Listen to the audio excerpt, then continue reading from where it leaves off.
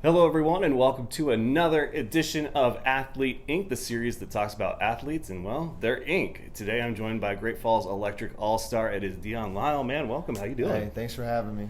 Dude, so I saw you on the court the first time. I was like, this is a guy I could talk to. Like, Yeah. there is some ink there. So, For sure. a lot of times what we like to do on the series is kind of get the baseline, talk about the first one, because that's, kind of a big step for people. So, what was your first tattoo?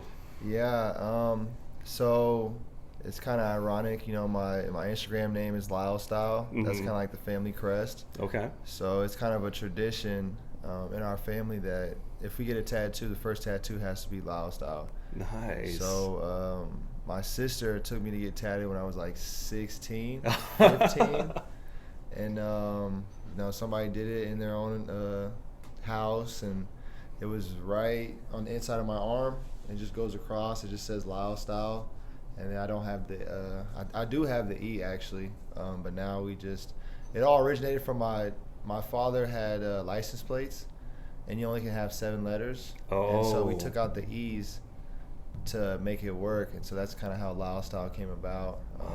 Crazy story, but then my dad, he has no tattoos, but the rest of my family's, super inked up, so he doesn't believe in tattoos. He's totally against them. Yeah, he's like, why would you do that? So it's kind of, like I said, it's kind of ironic, the whole story. Well, I love it, though. I mean, yeah, that makes a lot of sense, and I like that, it's a family thing, but, the license plate, I mean, it's a great origin story for that. So you get the first one at 16, and did you know that, that was going to be the first of many, or was it like, hey, I'm going to do this, and we'll see? Yeah, so my older brother had, half sleeves at that time. My sister had a couple, back tattoos, and all tattoos you could cover up, and so I originally wasn't supposed to, because my grandparents are super strict. They were like, no tattoos, none of that. So, of course, I got somewhere that I could hide it. So, right here. So, whenever I'm walking around my mom, shirt off from, my armpits, or my shoulders are to my armpits. And I hid it until basketball season, and then they found out. They saw it. But I think I always wanted to get tatted. It was kind of a thing in our family, and it was a way to kind of showcase our artistic abilities and through our skin, and so that's a lot more permanent. But so I got that one, and then I got my second one when I was later on that year. I got my initials. Every basketball player wanted to get their initials back then. Yeah. So I got the DL, and then I really didn't get nothing for a long time after that. I waited. Wow, okay. What finally brought about the next one then after that gap in waiting? I think I just got on my own. I finally went to college, and when I went to college, I just kind of went insane. I was listening to a lot of Wiz Khalifa. He had that song "Tap My Whole Body, I Don't Give a." Yeah. And so I kind of embodied that persona. And when I went to JUCO, it's another funny story. You know how you can take out loans? Yeah. For student loans, and there's certain loans that I think it's subsidized or unsubsidized. Yeah. Well, you don't have to pay them back. And so I took out $5K unsubsidized loans where I don't have to pay it back, and it was supposed to go to food and went straight to tattoos. So I literally went from 3 tattoos to I started with my hands, and I just worked my way up. Wow. And so by the time I was 18, 19, I had full sleeves. Jeez. And then I had my chest done, and the rest is history. So. Well, I was telling Ellie, I was like, man, this might be the first one that we have to do in parts, because you have so many, And so I know for me, this will be a sleeve eventually, and so will this, but I count it as chunk, each part of it is a different tattoo. Do you count your sleeves as one tattoo, or is it several that make up the one? Yeah, that's funny. I used to always get asked, how many tattoos do you have? And I just started making a joke. I only have 2. I have upper body, lower body. And so that's great. But I think in all, I'd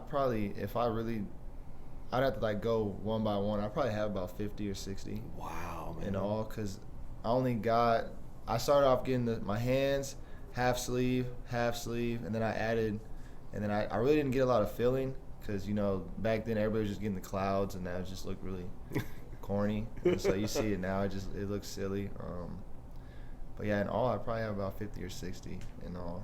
So where does the inspiration come from? Like, what makes you want to get something inked? Yeah, for a long time, it was really just a way for me to deal with my pain and to move on.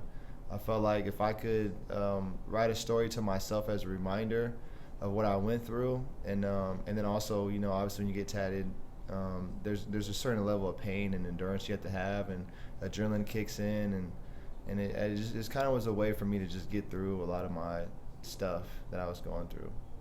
Okay. So after you got the third one, which was there was a bit of a gap between the second and third, and then you got the loans, like how did you start kind of like attacking, you know, like, hey, we're going to do this and we're going to move on up the arm or down this arm? Yeah, great question. You know, I was young, I was 18, and I got very fortunate, and I think my whole life I just had the right people around me. And there was this, her name's Brenda. She went to school. I went to school in Kansas in junior college, and she went to McPherson, and she was a apprentice, so she didn't fully have her license yet. Yeah. And so, but she was very talented, and I went to her and I was like, hey, I want everything.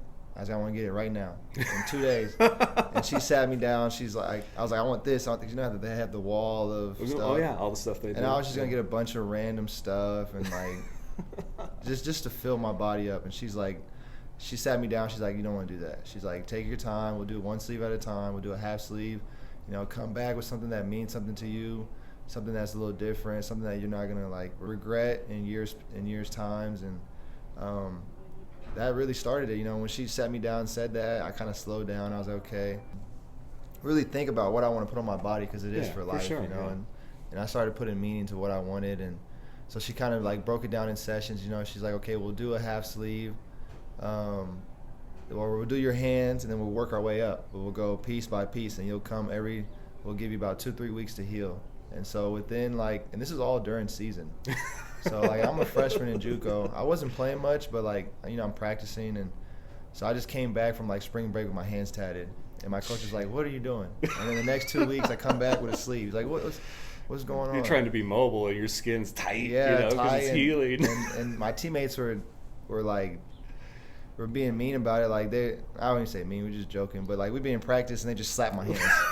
And I'm like, bro, come on, like my hands are swollen, and they're just like, every time I run by, just slap my hands. I'm like, yeah, this is crazy. Yeah, people suck when you get tattoos, and they see them and they know they're fresh, they know they're new, right? They make it hard, but it's all love, you know. But that's really how it started. You know, I really got fortunate with a great tattoo artist. I stayed with that tattoo artist the whole time.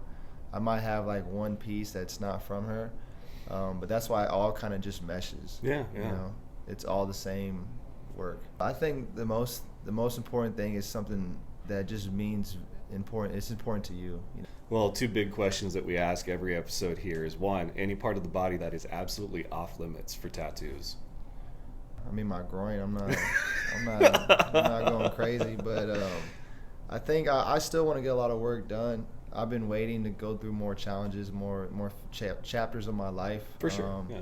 I have a back piece idea, and I want to finish my leg sleeve, at least up to my thigh. And it got to a point where I've had these for so long that I forget that I have them. Yeah. It's weird how that works, right? Yeah, and I walk around, everybody's looking at me like, did you just do a bid? And I'm like, no, I'm not. I didn't come from jail. You know, these aren't jailhouse tattoos. You know, I've had these since I was 18, 19, and you know, you just look in the mirror, you don't even realize, like, you don't look at that. You're looking at other things, you know, so. It's also crazy how much your perception and feeling about tattoos will change. Like for me, it was very much, I don't want anything that I can't cover up. Yeah. You know? But then the more that I start wearing this jacket or a suit, it's like I kind of want people to know that don't see me outside of work that I have tattoos. So I finally got a hand one, you know, and I like it. And my wife's cool with it. And you know, I think that it's something that if you can't accept me for that, then, you know, maybe 100%. We shouldn't be working together. But so the big question for someone like you, how will you know that you've gotten your last tattoo? I don't think I'll ever know. I mean, I haven't had a tattoo in like 5 years, but I do plan on getting my kids' names tatted, sure, yeah. And then I do plan on doing my back piece eventually. I think it's just time and place, trying to get back with my tattoo artist in Kansas, and with all my travel and my schedule, and just trying to work something out. But I don't know. I would probably assume my last ones when my kid probably about to graduate high school, and I'm like, all right, yeah, the skin's getting a little floppy. I don't think it can take that withstand it anymore. I might as well just call it what it is. But that's a great question though. I don't know. Who knows? Yeah. Never can close that book. I've talked to a few people that are convinced that they know exactly how many they're going to get, where they're going to get them. I'm like, that's going to change. Yeah. That's going to change. There's a thing called tattoo fever. Yes. And once you get those first two and you watch them heal, and then you just start looking at yourself, and now you're taking pictures like this, and just to showcase your one tattoo, you're going to end up getting some more, you know. So. Well, hey, man, we're going to get a close-up with some of these, but, dude, been great talking to you. This is, I believe, probably part one of a few that we can have for somebody like you. But he is Deon Lyle, Lyle Style of the Great Falls Electric, and he's got plenty of tattoos to talk about. So this has been another great episode of Athlete Inc., and we will see you guys next time.